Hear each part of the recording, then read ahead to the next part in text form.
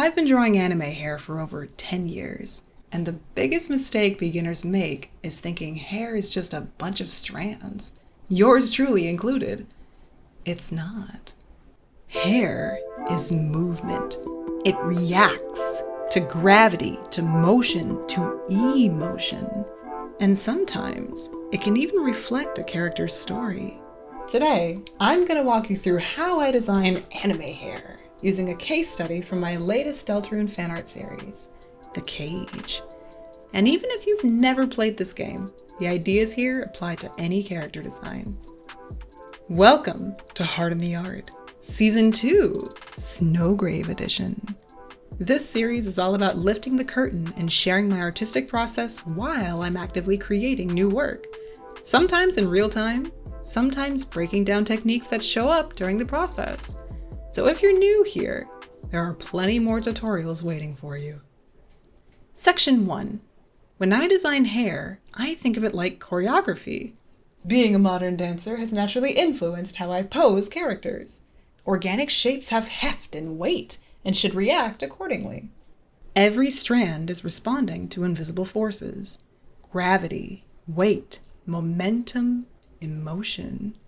Hair, fur, clothing, smoke. Kinetically, they all behave the same way. They're reacting to the world around them. I like to call this visual choreography. Instead of drawing strands one by one, you're designing how movement flows through the character. Let's start with Susie. When she first appears in Deltarune, she's chaotic, rebellious, explosive. Her hair literally fights gravity. The spikes shoot upward and outward like they're resisting the world around her. Even the game's sprite reflects this. Her silhouette screams, "Don't tell me what to do." But in my illustration, The Cage, Susie is in a very different emotional state. And something interesting happened when I designed her hair. I didn't plan this consciously at first, but once I stepped back, I realized not a single strand points up. Everything falls downward. The rain weighs her hair down physically, but it also mirrors the emotional weight she's experiencing. By the end of chapter 4, her beliefs are being challenged. Her reality is breaking apart. So the hair no longer fights gravity, it responds to it. Same character, but different energy. This idea shows up in another piece I made called The Prophecy. Here, Chris's hair flows almost like water. It follows the arcs of their body as they fall. The prophecy in the story represents order, inevitability, and control, a major theme throughout the game. So the hair moves calmly, almost like it's being carried by a current. But in The Cage, Chris's body is completely rigid, almost unmoving.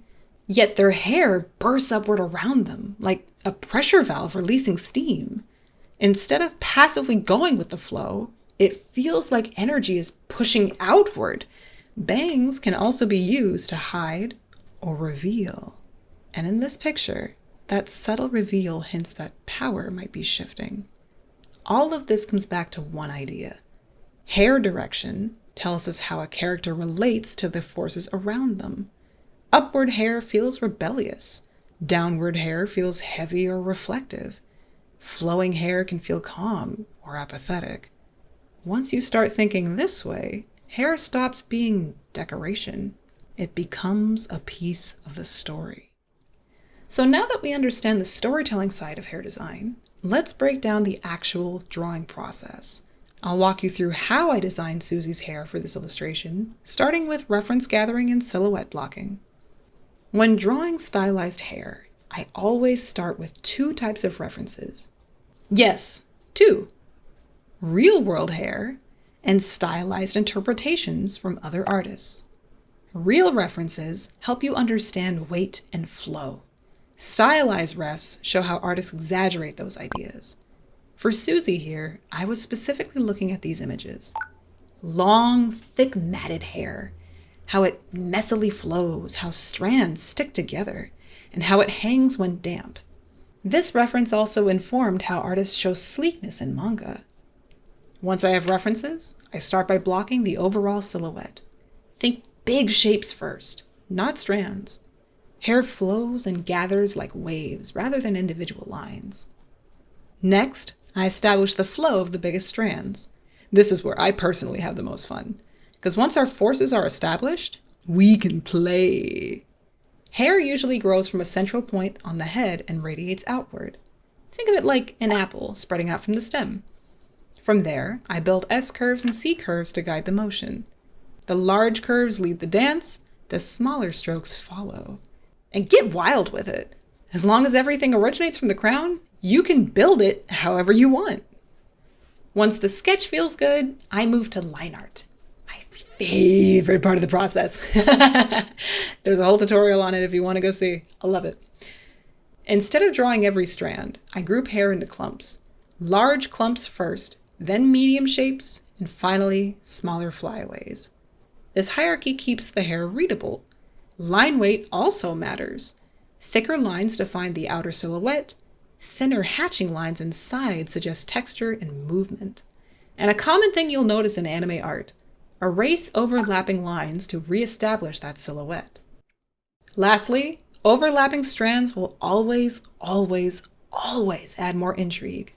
Dare to interrupt long strokes with small strands feeding back into the main clump. One of my favorite tricks? Drop a heavy black shadow and shyly erase thin strands to break it up. Instant depth. Once color is in, it's time for cell shading. To start, I simply block in a base shadow using a multiply layer, usually sitting on a white layer so I can see it. A gray color for now that can be recolored to a desaturated complement later. Start messy and refine over time. Then I add a second shadow layer to deepen certain areas. After that, I carve back into the shadows with the eraser to create thinner strands and tapered highlights. Thin cuts that follow the flow for sleek hair, thicker, irregular tapers for coarse hair or fur. Now, because this scene takes place in the rain, I added small highlight streaks to suggest wet hair. I also like to add subtle reflected color inside the shadow areas, usually closer to the face. It's not always realistically accurate, but stylistically, it brightens the image and naturally draws your attention to the character's face. Finally, add stray strands and small irregular shapes. These break up the silhouette and add energy. I usually place flyaways near highlight areas where individual strands are more likely to catch light.